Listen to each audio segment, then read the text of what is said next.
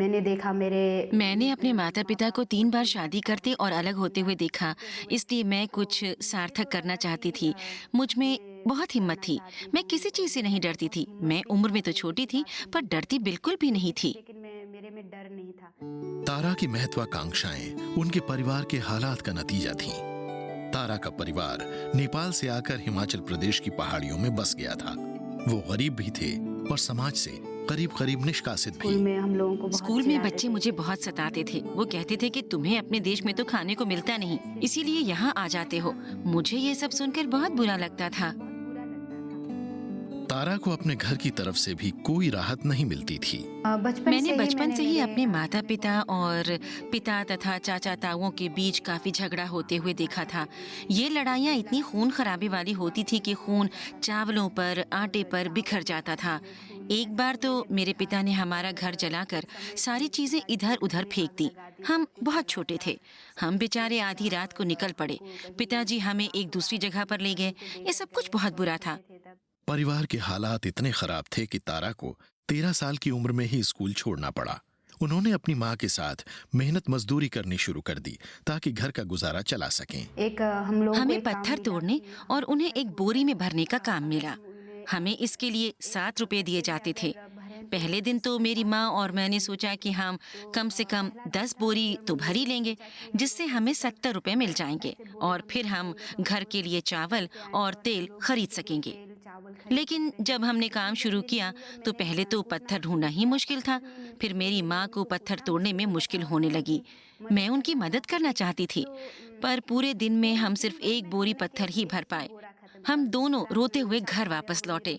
हम बहुत ही हताश थे। हमने तो वो 7 रुपए भी नहीं लिए। ऐसे भी दिन होते थे जब हमें भूखा सोना पड़ता था।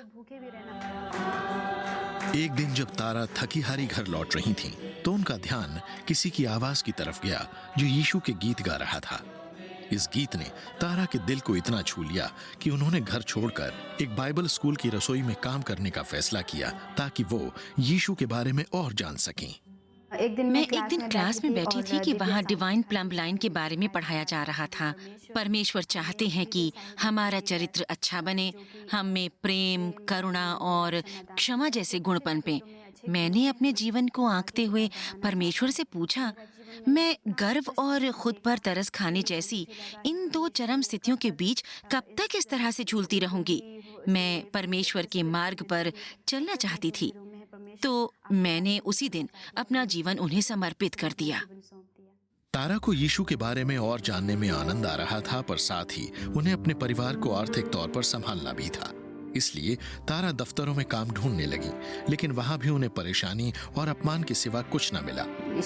लोग जब मुझसे कहा करते थे कि मैं बतौर बार डांसर काम क्यों नहीं करती, तो मुझे बहुत बुरा लगता था। मुझे अपने साथियों से और अपने रहने वाली जगह पर बेइज्जती सहनी पड़ती थी। कई बार जब मैं रात में सफर करती तब परेशानी झेलनी पड़ती थी। हालांकि मुझे इतना ज्यादा दुखी किया जाता था, पर एक बात साफ थी कि मैंने कभी समझौता नहीं किया।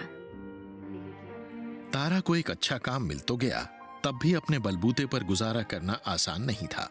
तारा अपने अकेलेपन और किसी से रिश्ता जोड़ने की चाहत के कारण एक ऐसे रिश्ते में दाखिल हो गईं जिसने उनका ध्यान परमेश्वर की तरफ से हटा दिया। हालांकि हम दोनों की सगाई हो गई थी, फिर भी परमेश्वर ने मेरे दिमाग में ये शंका पैदा कर दी कि ये रिश्ता सही नहीं है।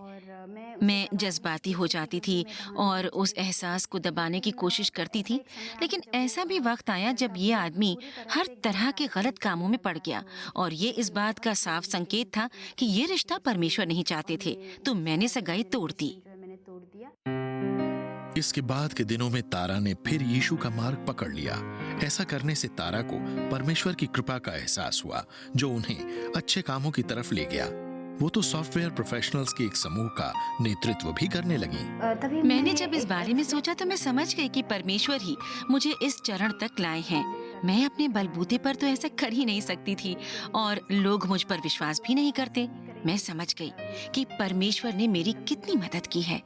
परमेश्वर ने ही जिस तरह मुझे मेरे हालात से निकालकर यहाँ तक पहुँचाया है, उसके लिए मैं वाकई परमेश्वर की बहुत आभारी हूँ। तारा को इससे भी ज्यादा आनंद तब मिला जब उनके परिवार के सभी सदस्यों ने यीशु को अपने निजी संरक्षक के रूप में स्वीकार कर लिया। धीरे धीरे मैंने देखा कि मेरे परिवार में हर कोई परमेश्वर के निकट आ गया है और उन्होंने यीशु को अपने व्यक्तिगत संरक्षक के रूप में अपना लिया। मेरे लिए ये सबसे बड़े संतोष की बात है। करियर के अलावा तारा अन्य नेपाली लोगों के बीच यीशु के प्रेम को बांटने के लिए सक्रिय रूप से काम कर रही हैं। वो ये बात भी बखूबी जानती हैं कि उनके संघर्षों के बावजूद उनकी कामयाबी यीशु के जरिए ही संभव हो पाई है। यीशु कहते हैं कि मैं पेड़ हूँ और तुम मेरी शाखाएं हो। अगर तुम मेरे साथ बने रहोगे तो तुम्हारा जीवन सार्थक हो जाएगा। मैं जानती हूँ कि मैं इस जगह तक इसलिए पहुँच पाई क्योंकि मैं यीशु से परिचित हो पाई। मैं ये बात समझ चुकी हूँ। मैं जानती हूँ कि मुझे अभी काफी लंबा रास्ता तय करना है ताकि मैं परमेश्वर को जान सकूं, उनमें समा सकूं और उनके लिए ज्यादा सार्थक साबित हो सकूं।